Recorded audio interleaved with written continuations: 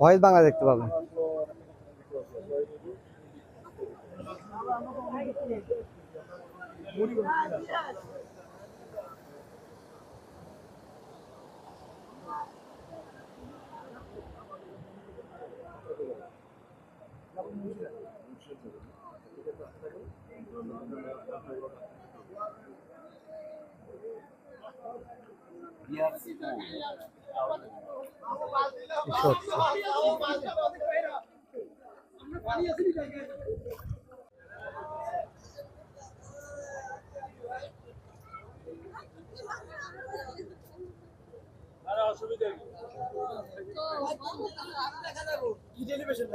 তো ওই জিনিসগুলো আসলে অনেকে হচ্ছে দ্বিতীয়বার ঘুরতে পারবে না।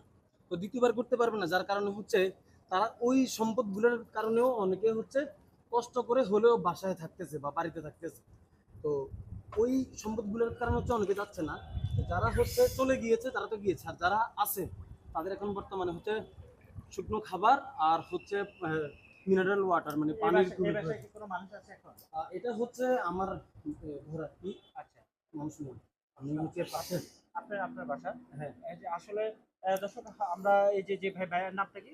আমার নাম হচ্ছে ইমদাদুল হক মিরাজ। ইমদাদুল হক মিরাজ ভাই। এই ইমদাদুল হক মিরাজ ভাই তার বাসার অবস্থা যদি দেখেন, তার যেটুকু সম্পদ ছিল সেটাও কিন্তু নষ্ট হয়ে গেছে। আচ্ছা, ধরেন কেউ যদি আপনাকে সহযোগিতা করে, যেহেতু এটা আপনার বাড়ি বললেন, হ্যাঁ, তাহলে সেক্ষেত্রে আপনার সাথে যোগাযোগ করার কোনো ব্যবস্থা আছে কিনা? একটু যদি আমাদের এদিকে থাকে।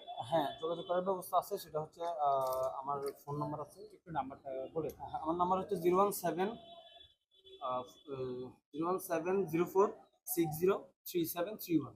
এটা আপনার নাম? এটা হচ্ছে আমার নাম্বার। আচ্ছা, দর্শক আপনাদেরকে একটু দেখাই যে এই যে ছাদের উপরে কিন্তু সবাই কিন্তু আশ্রয় নিয়েছেন। আমরা একটু যদি বিষয়টা একটু দেখাই যে এখানে পানি এতটা বিপদসীমার উপরে উঠে গেছে যে তারা ছাদে আশ্রয় নিয়েছে, কিন্তু পানি তো কমই বাড়তেছে, যে কখন নাগাদ এরা আরো বিপদ করবে।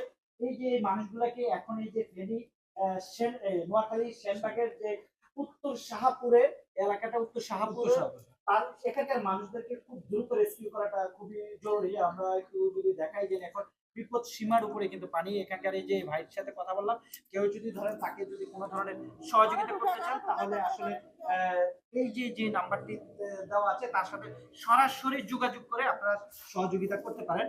দর্শক, আমরা একটু বাসার ভিতরের অবস্থানটা যদি একটু দেখানোর চেষ্টা করি এবং দেখাবো যে আসলে এখানকার মানে কি ভয়াবহ